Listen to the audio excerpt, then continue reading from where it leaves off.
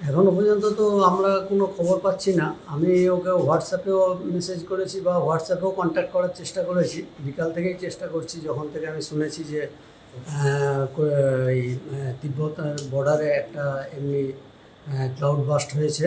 হ্যাঁ, তো সেই জন্য আমি চেষ্টা করেছি ওকে কন্ট্যাক্ট করার জন্য, কিন্তু কোনো রকম কন্ট্যাক্ট পাচ্ছি না। সেই জন্য আমরা খুবই উদ্বেগে আছি আর কি।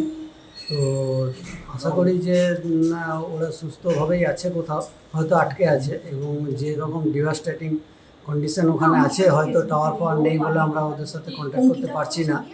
হ্যাঁ, তো আমরা সেই জন্য এখনও পর্যন্ত পুলিশ এসেছিলো এখানে। তো পুলিশেও এখনও কনফার্ম নয় কী অবস্থায় আছে ওরা। তো কোনো ট্যুর ট্রাভেল এজেন্সির সাথে গিয়েছিল? হ্যাঁ, ওরা চলজয়ের সাথে গিয়েছিল, এখান থেকে চলজয়ের সাথে গিয়েছিল। আরও দুর্গাপুরের মনে হয় 5-6 জন ছিলেন। হ্যাঁ, ওরা যা বলছিল আর কি। তো সবাই মিলে গিয়েছিল, ওদের 36 হেডের মতো গ্রুপ ছিল আর কি। তো তারপর তো আর এই 36 জন কি দুর্গাপুর থেকেই গিয়েছিলেন? না না, 6 জন ছিলেন দুর্গাপুরের, আর বাকি কলকাতার ছিল। আচ্ছা। হ্যাঁ, যা ওর কাছে আমি শুনেছিলাম আর কি।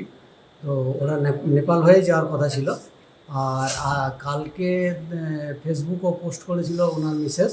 সেই অনুযায়ী কালকে ওদের ডিপার্ট করার কথা ছিল নেপাল থেকে সিয়াবরুসুতে কালকে ডিপার্ট করেছে, এবং আজকে ওদের ওখান থেকে বেরিয়ে যাওয়ার কথা ছিল কৈলাসের উদ্দেশ্যে।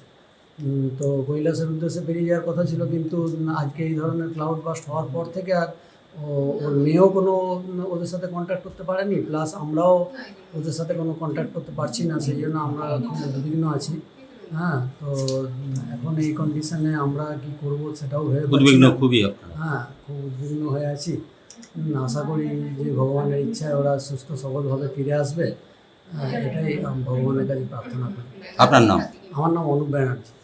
আপনি এখানেই বাসেন? আমি এখানেই থাকি, এবং আমার খুবই ক্লোজ। ও আমার সাথে চাকরি করেছে, অনেক দিন চাকরি করেছে আমার সাথে, একসাথে জয়েনিং ওর। হ্যাঁ, এবং আমরা আমার কিছুদিন আগে পরেই আমাদের রিটায়ারমেন্ট। কোথায় চাকরি করতেন উনি? আমরা ডিবিসিতে দুজনেই চাকরি করতাম। খুবই হাসি খুশি, এবং যাবে মানস সরোবর, ও এখানকার তারপরে সবাই যারা ক্লোজ সবাইকে বলেছিল যে আমরা এই যাচ্ছি, এবং ফিজিক্যাল ট্রেনিং, হাঁটা চলা এইসব করছিল। আমরাও তো খুব ওর দেখে দেখলো যে স্ট্যামিনা দেখে আমরা বললাম বাপ রে বাপ, আপনি যাবেন কবে? 1 মাস আগে থেকে বললো দাদা এরকম না, এনার্জি থাকলো, অনেক কিছু সবসময় হাসি খুশি থাকতো। এখন ও গেল, আমি সোমবারে ফোন করেছিলাম, কিন্তু ফোনটা বেজে গেলো, যাই হোক তখন বর্ডারে কোথাও ছিল হয়তো। তারপর আর যোগাযোগ করতে, সেদিন সেন্সাসের লোক এসেছিলো, সেই জন্য আরও করেছিল যাতে উনি ওর আপডেটটা দিয়ে দিতে পারে ফোনেই। তারপর তো আজকে শুনে আমি তো একদম পুরো মর্মাহত। কি শুনলেন আজকে? আজকে শুনলাম যে ওনার সাথে কোনো যোগাযোগ নেই, এরকম একটা তহবন থেকে 2 জন মিসিং নেপালে। এখন উনি যে চলজয়ের ট্যুরিস্টের আন্ডারে গেছিলেন ওনার তত্ত্বাবধানে, তো উনি যে নেপাল হয়ে যাবেন সেটা অতটা আমি ডিটেলস জানতাম না।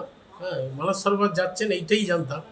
তা আজকে যখন শুনলাম যে না, মানে নেপালের ছিলেন, ওনার মেয়ের সাথেও আজকে যখন কথা হয়েছে, বললো যে কালকে রাত 11টা পর্যন্ত মনে হয় সম্ভবত বললেন যে যোগাযোগ হয়েছে, তারপর আর কোনো যোগাযোগ নেই।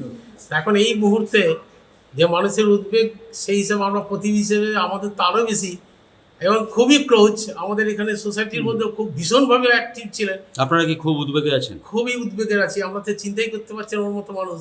আমরা আশা করব যে সুস্থ সবল হিসাবে মানুষ সশরীরে এখানে ফিরে আসবে, এই কামনা আমাদের সকলের তরফ থেকে, তখনবাসীর তরফ থেকে আমাদের থাকবে। হ্যাঁ, আমরা ঈশ্বরের কাছে প্রার্থনা করি উনি সুস্থ সবল এখানে ফিরে আসুন। পুলিশ এসেছিলেন? পুলিশ এসেছিলেন কিছুক্ষণ আগে, উনি ইনকোয়ারি করে গেলেন। ওনার কাছে যেটুকুনি খবর আছে বলে যে আমরা দেখছি, এবং আমাদের কাছে কিছু খবর থাকলে আমাদেরও জানাতে বলেছেন। এইটুকুনি, আমরা এখন পুরোটাই অন্ধকারে আছি।